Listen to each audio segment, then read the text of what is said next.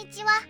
今回はそのビスクドールは恋をする第13話への視聴者の反応をご紹介します。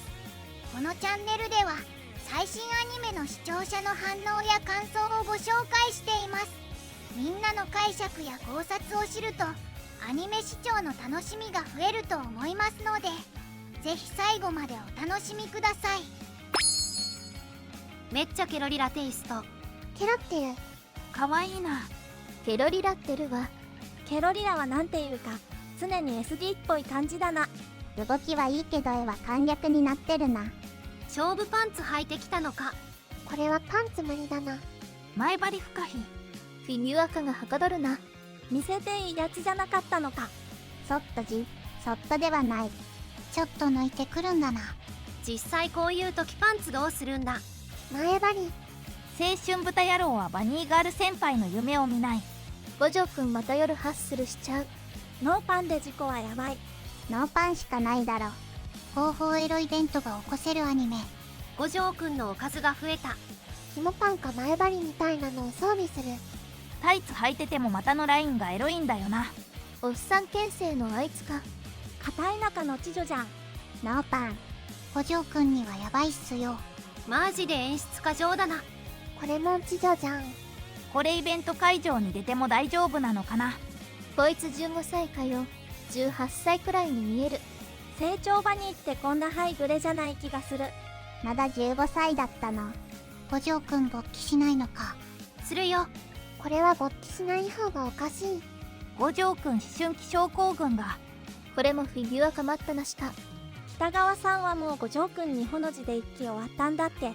五条くんもいずれ北川さんに惚れちゃうの。それはそれでエロいからね。まだ15かよ。性欲を持て余す。ということはマリンも15歳。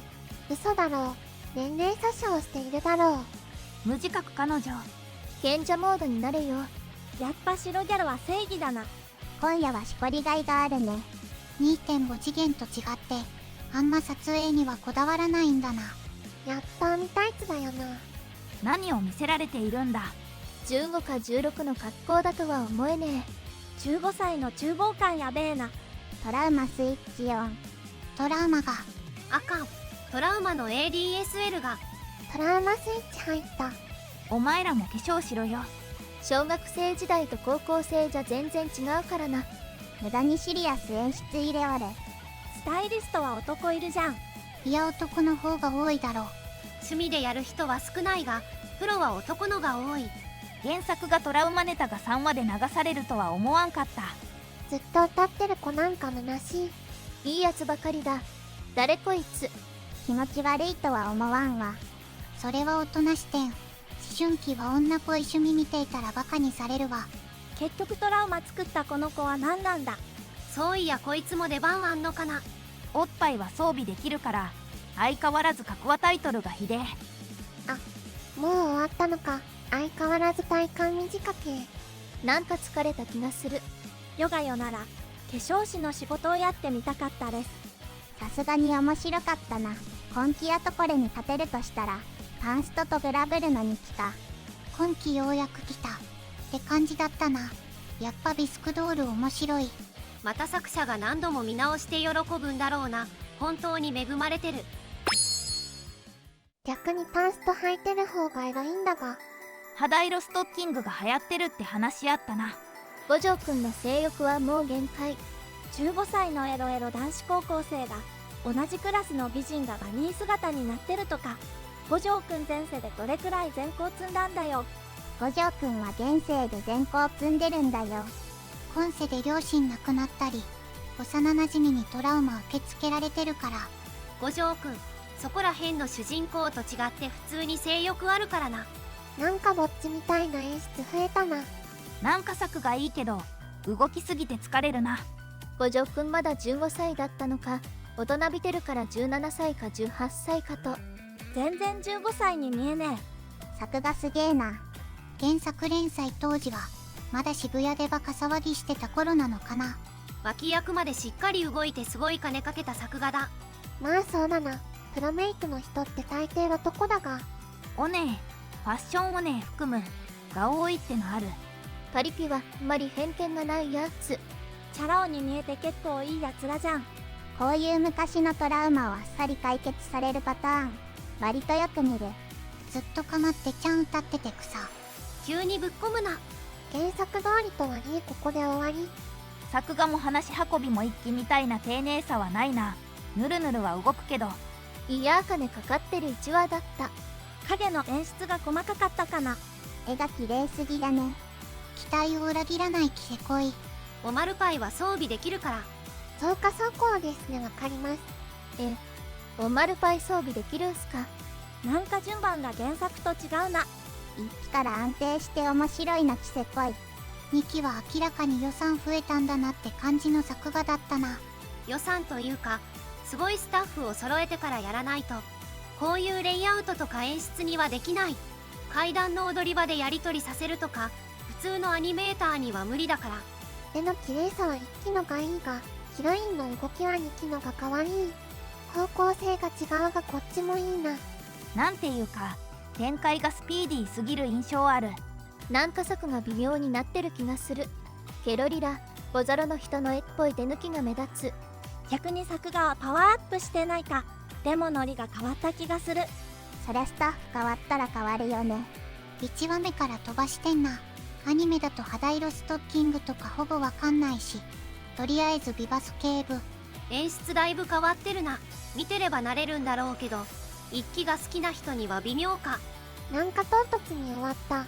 いや面白かったけど。面白かったけど超おっと詰め込みすぎだな。セリフ多すぎ。相変わらず作中作のキャストが妙に豪華。バニー作ってカラオケやって終わった。よく動く。トメイはキノがインパクトあったかな。マリンがほぼ喋り同士やった。1期はこんなうるさい感じじゃなかったよな。これが好きって人もいるだろうけど。なんか唐突に終わった。いや面白かったけど。流れるように CM 行った。アニメにするとほんと急にぶっこんでくるな。いやもう実質付き合ってるだろ。ベッドで上に乗せて尻掴んだしな。まあ、あれでまだ付き合ってないのって感じで、周りからはバレバレよね。面白いわ。しかしよく動く。単行本 CM が思い切りネタバレだな。まあいいけど。よく動くし表情豊かだし、予算増えたのは目に見えて分かったけど、コミカルすぎてなんかノリが変わったように見えたな。あとオープニングは普通に見たかった。さりげなくトラウマ解消イベント入った。落としても一瞬で持ち上げるのいいよね。トラウマシーン、そんなものは秒で吹き飛ばすのがこの作品のいいところ。だからクラスメイトとの関係が良くなってあのイベントにつながるんだよね。男友達いるのがなんか新鮮だわ。漫画アニメの陽キャ意外といいやつパターン。湯沢屋っておじいさん店員でもバニースーツにあんなに詳しいのか。レベル高いな。実は一期ではカットされてたけどジュジュ様の衣装を作る時とかでもいろいろ相談乗ってくれてたんだ。衣装作りに苦戦する2人に対して店員のおじさんがさまざまなバニースーツに関する知識を伝える様が素晴らしい。熟成された知識と経験が生み出したであろうその温厚さに支えられ2人が導かれる様はほっこりするね。説明パートが退屈しないのは映像の豊かさゆえだろうね。最後までご視聴いただきありがとうございました。皆さんのご感想や注目ポイント、考察などありましたらコメントで教えていただけると嬉しいです。このチャンネルでは最新アニメの視聴者の反応や感想をご紹介しています。ぜひチャンネル登録とグッドボタンをよろしくお願いします。それではまた次回の動画でお会いしましょう。